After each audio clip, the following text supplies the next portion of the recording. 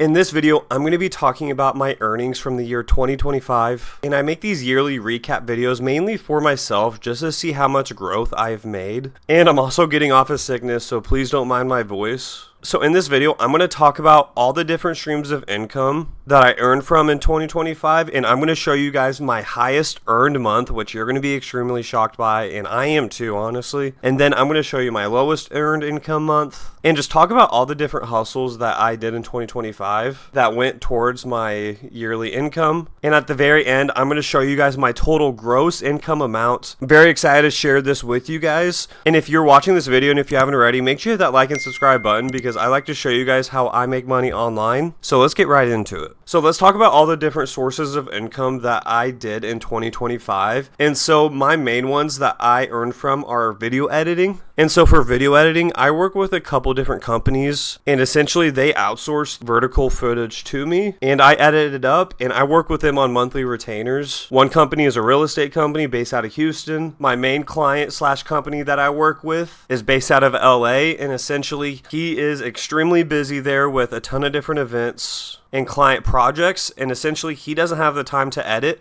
And so I started working with him for a few years now, and we work together, and I help him with editing all the footage that he needs edited for his clients. And that's where I come in. I've been very consistent with him for 3 years now. And guys, anyone can make money with video editing. I'm not the best video editor out there. All it really takes is finding the right relationship with someone and showing up every single day and giving value. And that's essentially what I've done, and it has snowballed into a ton of other client projects throughout the years. And so video editing is the majority of my income. Another source of income that I kind of started last year was clipping. And if any of you that watch my channel, I make a ton of clipping videos, and essentially I post on a TikTok account for Caleb Hammer. I built it completely from scratch, but TikTok will pay me per 1,000 views, and I made a decent amount with this source of income right here. If you're interested in seeing the total earnings, I'll have it linked actually up here. So if you want to check it out, go watch that video. Another source of income is affiliate marketing, and essentially I'll get paid out a commission when someone clicks my link and they purchase something. Another source of income is sponsorships, and I landed my very first YouTube sponsorship this year,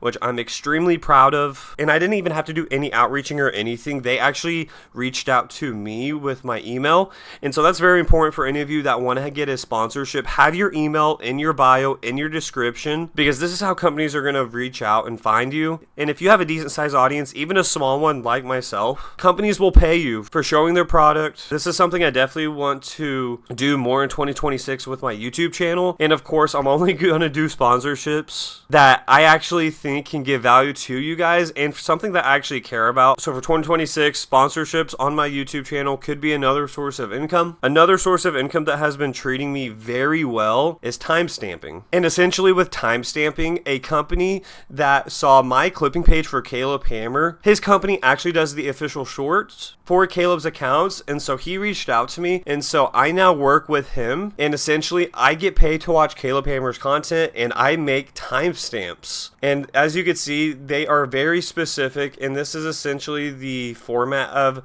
one short right here of she accidentally got a master's degree.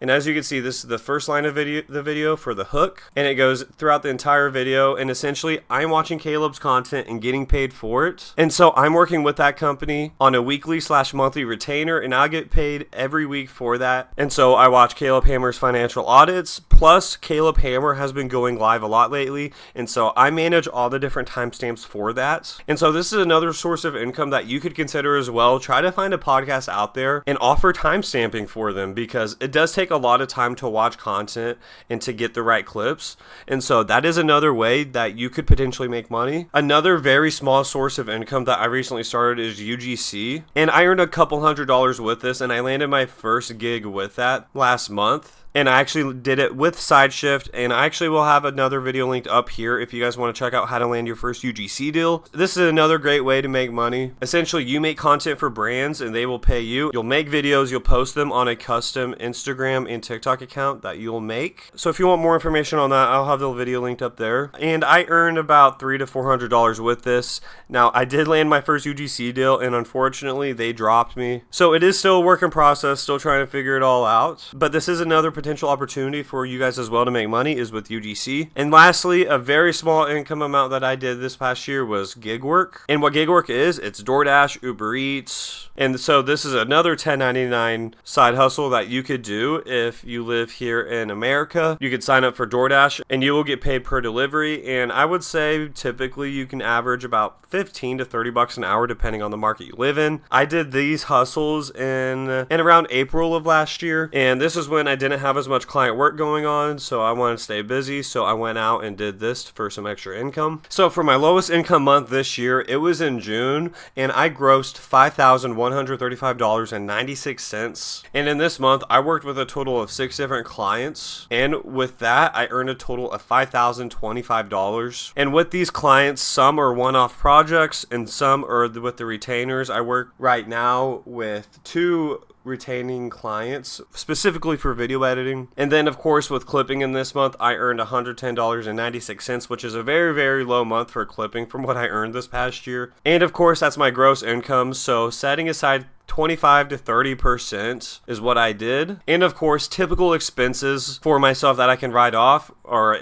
business subscriptions that I use. So with Adobe, I have a domain fee that I pay monthly for my email. So ethan@weems.media. And so I have a monthly fee for that. And of course, with being a homeowner, working from home, I can also write off a percentage of my utilities like electric, gas, Wi-Fi, water bill, things like that. And of course, I can write off mortgage insurance, taxes, things like that are in my mortgage payment. I can write off. And with health insurance, being self-employed, I have to pay for that out of pocket. But fortunately, that's a tax write-off. So these are just basic expenses that I have every month. I have everything written down on a Google Sheet. And tax time's coming up, so next month, hopefully, I will be getting this all figured out. I'm going to be paying someone for the second time this year. I paid someone for the first time last year, and it was a very, very big help. So that's the plan. And for my highest earned income month, it was in October. I earned a total of $11,870.80. And in this month for video editing, I had my 2 retaining clients at $4,000. With time stamping, the new client I started working with in August, I earned a total of $2,150. And again, this is from watching Caleb Hammer's content and making timestamps from that. From clipping, the TikTok Creator Rewards program paid me a total of $3,520.80. And with YouTube sponsorships, this is my first time getting a sponsorship, and I earned a total of $2,200. And this month, I'm so extremely proud of. I would have never thought I could hit this in a month, let alone hitting $10,000. And so for those of you watching, please get as many sources of income that you can get, even if it's a very little amount. And so this is something I'm very proud of. And of course, with the same expenses, business subscriptions, all that, this month I did pay for some thumbnail designs for my YouTube channel, and I did buy a new office desk. I got an L-shaped standing desk. And so I'm very proud of myself for this and for this journey of making money online for a few years now. And so for my total gross income for 2025, I earned a grand total of $100,274.51. And I'm so freaking proud of this number. And for hitting this, again, I know this is the gross number before expenses, but even hitting this is surreal to think about. And I'm very proud of myself, and I'm going to keep grinding with video editing, time stamping, especially with clipping. Hopefully this year can be another great year with clipping in the TikTok Creator Reward program. And so for those of you that want to follow along the journey, make sure you hit that like and subscribe button, because this year I'm going to be showing you guys my process with making money online and my journey with editing, clipping, time stamping, and potentially with more UGC. There's just so many different ways of making money online, and anyone can do this. So I really appreciate y'all watching the video, and hopefully I can beat this number in 2026. But anyways, thank you guys for watching this video, and I'll see you in the next one.